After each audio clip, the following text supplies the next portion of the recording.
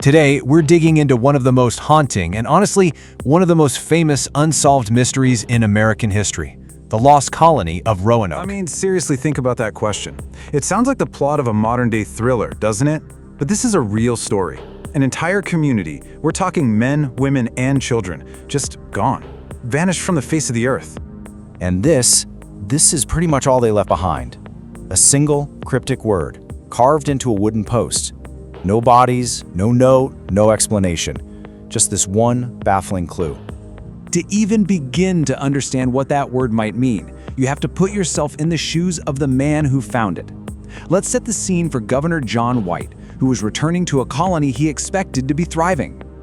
So White had only planned to be gone for a few months, right? Just a quick trip back to England for more supplies.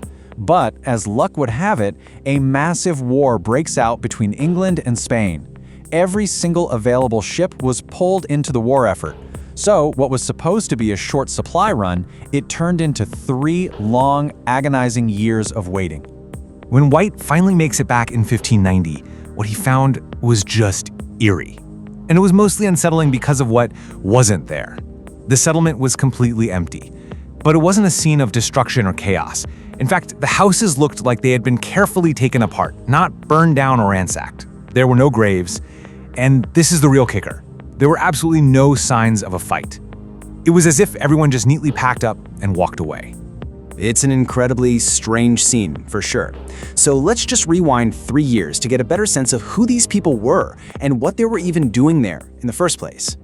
You know, this wasn't just some small band of adventurers. We are talking about a community of 115 souls. Families, men, women, and children who had sailed across the vast Atlantic Ocean to try and build brand new lives. And this was a huge deal for England at the time. In the late 1500s, they were racing to get a foothold in the Americas. Roanoke was their big shot, their ambitious attempt to plant the first permanent English flag in the New World. But of course, life there was brutal. They got there way too late in the growing season, which meant food was a problem from day one. And while they were friendly with some of the local tribes, their relationships with others were, let's just say, tense. There was a constant threat of attack hanging over them. And these hardships, that's exactly why Governor White had to make that fateful voyage back to England for help in the first place. Which brings us right back to that one single clue, Croatoan. For more than 400 years now, people have been trying to figure it out, and that's led to some really compelling theories about what happened. So what could it possibly mean? Well, the most obvious theory is simple relocation. Croatoan was a nearby island, home to a friendly tribe.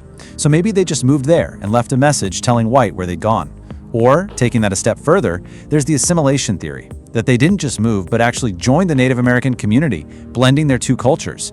Then, of course, you have the darker possibilities. The disaster theory suggests a terrible storm, or a famine, or disease wiped them out, and Croatoan was some kind of final desperate message. And then there's the frustrating possibility that we're missing the context completely, and the true meaning is just lost to time. Here's the thing. Despite centuries of searching, archaeological digs, you name it, not one of these theories has ever been proven. Not one. Let that sink in for a second. We're talking more than 400 years.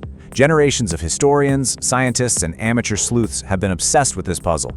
And yet, the fate of those 115 men, women, and children is still a complete blank. I think this quote really gets to the heart of it. Beyond the spooky, unsolved mystery, the story of Roanoke is just tragic. It's about the failure of this incredibly ambitious dream. It was supposed to be the very beginning of England's story in America. Instead, it became its first and most enduring ghost story. And that's where we are today. We're left with this question that just echoes through the centuries, a powerful reminder that sometimes history holds on to its secrets and never lets go. How could an entire society just disappear, leaving behind nothing but a single silent word?